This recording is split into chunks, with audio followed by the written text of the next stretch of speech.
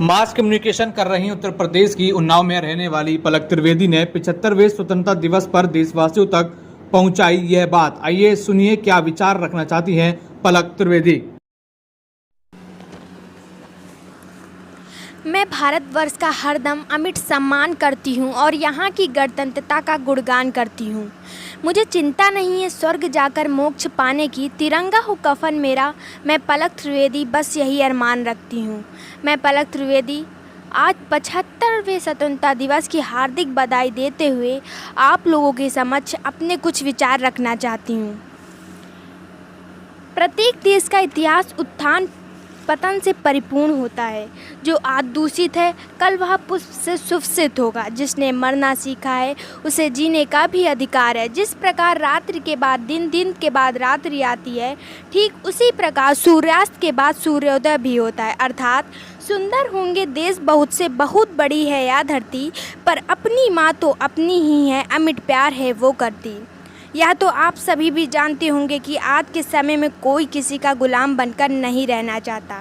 जहाँ तक कि पिंजड़े में बंद पक्षी भी पूर्ण रूप से स्वतंत्र होकर घूमना चाहता है। लेकिन हमारा देश उन अंग्रेज़ों का गुलाम था। लगातार उनके अत्याचारों को सहने के पश्चात ऐसा प्रतीत होता था कि मानो हमारी भारत माता के हाथों में हथकड़ियाँ और पैरों में बेड़ियाँ पड़ी हों। अपनी भारत माता को इतना प्रताड़ित देखकर उनके महान सपूतों की छाती दर्द से फटने लगी और वो शेरों की तरह दहाड़ने लगे। अंग्रेजों भारत छोड़ो के उद्घोष से पूरा देश गूंजने लगा। नेहरू ने रावी नदी के तट पर पूर्ण स्वाधीनता की मांग की थी। नेहरू ने अधिवेशन में अंग्रेजों को ललकारा था। देश स्वतंत्र कराने का प्रण सबसे वहाँ कराया था। तब लोगों को प्रोत्साहित करते हुए शास्त्री जी ने कहा, कभी ये मत सोचो देश ने हमारे लिए क्या किया, बल्कि ये सोचो हमने देश के लिए क्या किया। अपनी भारत माता को उन अंग्रेज़ों से मुक्ति कराते समय कई वीरों ने अपनी जान गंवाई, कई सपूतों को जेल जाना पड़ा, कई माँओं ने बेटे खोए, कई औरतों ने अपना सुहाग खोया, कई बहनों ने अपने भाई खोए, कई बच्चे अनाथ हो गए।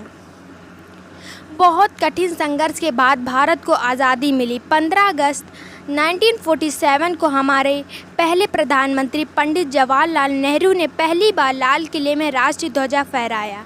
आज़ादी के 75 साल बाद भी हमारे देश का नागरिक आज़ाद नहीं है। देश आज़ाद हो गया लेकिन देशवासी अब भी बेड़ियों के बंधन में हैं। ये बेड़ियां हैं अज्ञानता की, जातवाद की, धर्म की, आरक्षण की, गरीबी की, सहनशीलता की, मिथ्या अवधारणाओं की आदि। किसी भी देश की आज़ादी तब तक अधूरी होती जब तक वहाँ के नागरिक आज़ाद ना हो।